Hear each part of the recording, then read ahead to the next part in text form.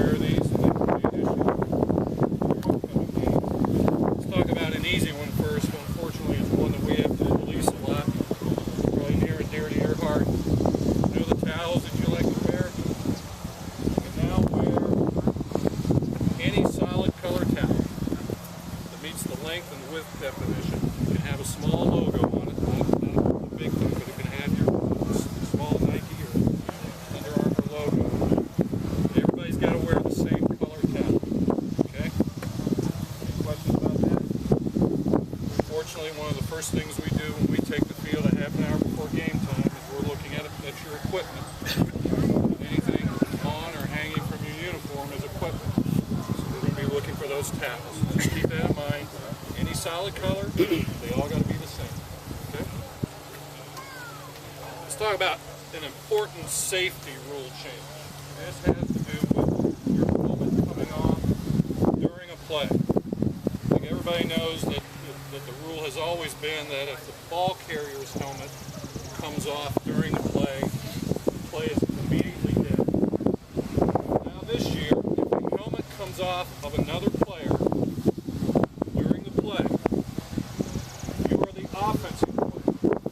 You're a blocker, for example. If your helmet comes off during the play, you need to stop action. You need to stop participating in the play. It's not dead. If you're not the ball carrier, action will continue. But if your helmet comes off, you need to stop participating in the play. Okay? So if you're blocking someone,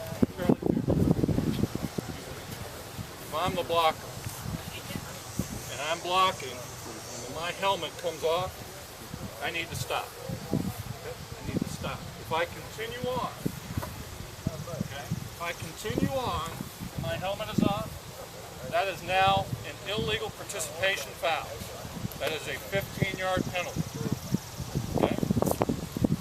Now we have to exercise some judgment to give you a second or two to realize that your helmet's come off. But if you're clearly continuing to participate in the play, that is a 15-yard illegal participation foul. Now on the other side, if a player's helmet comes off, another player cannot contact that player. Alright, so same example, Charlie's blocking, his helmet comes off, I can now not come up and contact him in any way. Alright? If you do, that's a 15-yard personal foul. Okay? It's safety. That's all it is. It's all about safety. Okay? Coaches, players, any questions about that rule? Okay? All right. There are a couple important, and one kind of odd, in my opinion, penalty enforcement changes. Pass interference. Offensive pass interference is still a 15-yard penalty from the previous spot. It is no longer a loss of down foul. Okay? No longer a loss of down foul. Defensive pass interference, 15 yards from the previous spot.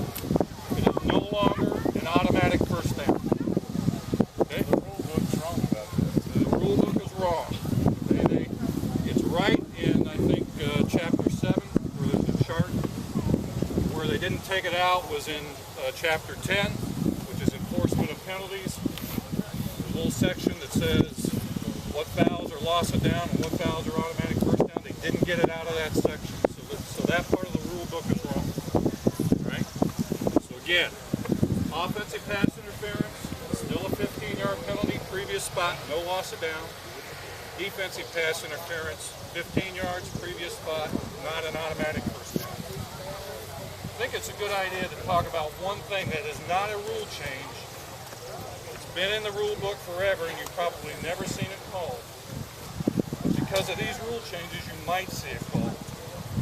That is, there is an additional 15-yard penalty for what is defined as intentional pass interference. Okay? She smiles already.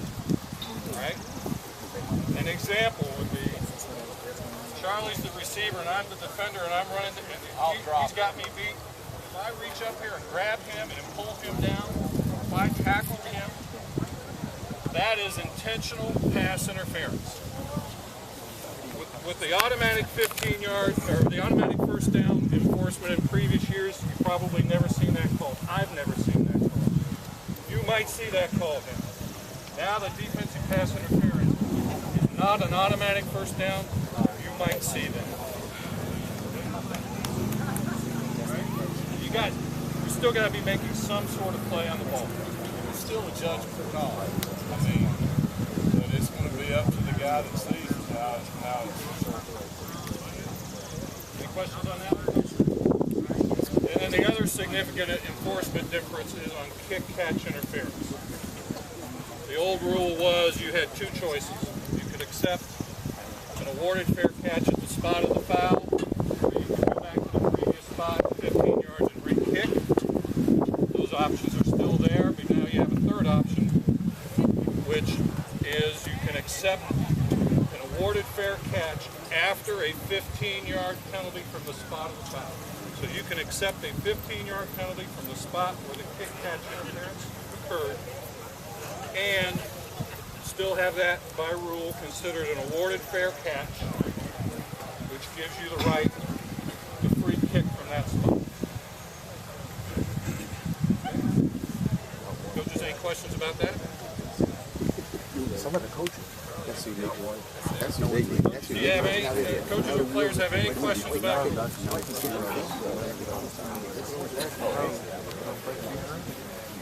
hydration at the beginning of the season, folks. When it's change of possession or whatever they decide to tell us, if we think you need water, we're going to stop it and bring them out. We'll try not to stop and drive or those things, but it's really important that you stay hydrated.